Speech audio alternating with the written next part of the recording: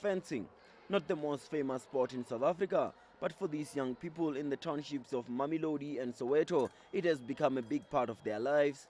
Internationally recognized Silo Maduma and Tulani Manzini have taken it upon themselves to help the youngsters in their respective townships to dedicate their lives to the sport. But this journey has not been easy on them. The one reason there's a lot of footballers or kids doing football is because there's a lot of people who have done football before, and they are actually giving back, and they are running development projects. Being one of the few black fencers from a township, I saw it fit that I should also try and give back and maybe help the sport grow in Mamelodi and in surrounding townships. Like when you fence, like serious about matches, tournaments, that's how you learn. You fence, at the meantime you are like learning, gaining experience. So I thought it's better if I come and share with the younger guys from our townships and stuff. So yeah, now I know what's right, what's wrong.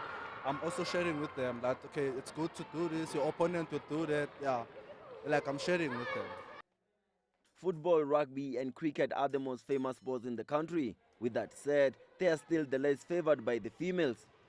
As a matter of fact, both Mamelodi and Soweto fencing clubs have seen more ladies withdraw than they have seen males. And these girls have a message for those ladies who think sports is not a girl activity. They think they are ladies. They can't run or jump and do other stuffs. They think sports is just a man activity, not women's. Ladies or girls, please play any sports you wanna play and be happy. At the first place, I thought it was a difficult thing to do, but then I'm active in doing sports. Then I said nothing is impossible for myself. Then I started doing it, and then I went to my first Olympic, and then I won a bronze medal, and I was the first person who won the bronze medal at Refile fencing. A few years back, you wouldn't be seen as an ignorant person in any South African township if you didn't know anything about fencing. But that is slowly changing with the introduction of this unusual sport in the township.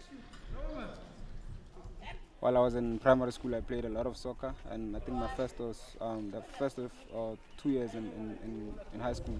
I also played soccer. Only when my friends started doing fencing, and I used to go with them and watch until there was a competition they had to go to, and they were one fencer short, and they said I must just tag along. At the moment, I didn't even like the sport, but because it was something which was different, and I already saw what they were doing in training, I just tagged along. Fenced, got a good hiding, and I think from that day I just started enjoying the sport, because as a kid, especially at the age of 12, 13, you actually fall in love with things like swords and weapons, especially when we were growing up. We used to watch a lot of movies like Zorro, and I think fencing was the closest thing we could ever get to being a township Zorro. This club was part of expanding Soweto. Fencing all around the world. It was started by a Danish guy who came and sponsored us to actually start fencing and expand it throughout the country and the world at large. Like you see, most of them started as kids, so I think that Zorro idea was in mind when they started. Just to have something out of the soccer, out of the cricket, to have something to, I don't know, different. Fencing, like most sport codes in the township, faces its own share of challenges, and obviously the biggest remains financial. We do get a little support, but not enough to produce the same results as the soccer teams are producing. Right now we're missing the World Championships because we couldn't get any sponsorship from our national body or corporate sponsors. But hey, I'm hopeful we're gonna have something maybe in the future. We go through a lot of big financial struggles. Luckily, we have an association in Gauteng, a fencing association in Gauteng, where they try to assist us as much as possible, especially with local competitions and a little bit of equipment. Because fencing equipment, like you said, a soccer ball is one soccer ball, 11 or 20 people. The fencing equipment is one sword, one fencer. And the swords actually, they break very often, and they are very expensive. But because we have assistance from the association, we're actually trying to keep up.